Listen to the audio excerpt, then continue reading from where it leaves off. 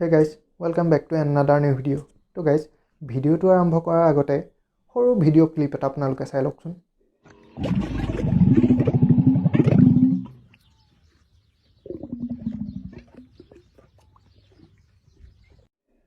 তো গাইজ দেখিলে আপোনালোকে যে এটা উটে কিদৰে নিজৰ মুখৰ এটা অংশক ফুলাই পেলাই তাৰ মুখৰ বাহিৰলৈ উলিয়াই দিছে।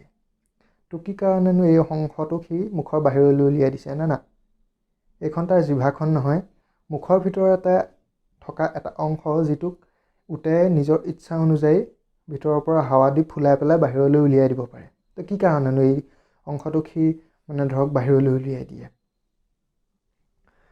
তো দুটা কাৰণতে এই ধৰণৰ কামবোৰ সাধাৰণতে কৰে।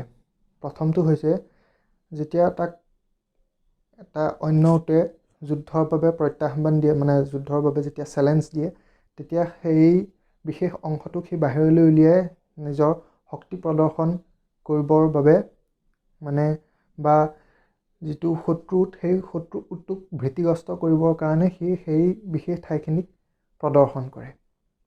আৰু তাৰ লগে লগে দ্বিতীয় কাৰণটো হৈছে যে যেতিয়া কোনো এজনী মাইকী উটক তাৰ প্ৰতি এট্ৰেক্ট কৰিবৰ সময় আহে, তেতিয়া সেই উটটোৱে নিজৰ সেই বিশেষ অংশটোক মুখৰ পৰা বাহিৰলৈ উলিয়াই দিয়ে যাতে এজনী মাইকী উট তাৰ প্ৰতি এট্ৰেক্ট হয়।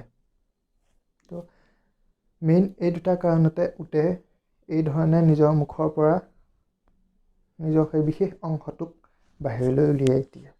তো এইটোৱে আছিল আজি সৰু ভিডিঅ'। আশা কৰোঁ আপোনালোকসকলে ভিডিঅ'টো চাই ভাল পালে। যদি ভাল পালে ভিডিঅ'টো লাইক কৰিব, কমেণ্ট কৰি শ্বেয়াৰ কৰি চেনেলটো ছাবস্ক্ৰাইব কৰিবলৈ নাপাহৰিব। লগ পাম এটা নতুন ভিডিঅ', তেতিয়ালৈ টাটা, বাই বাই।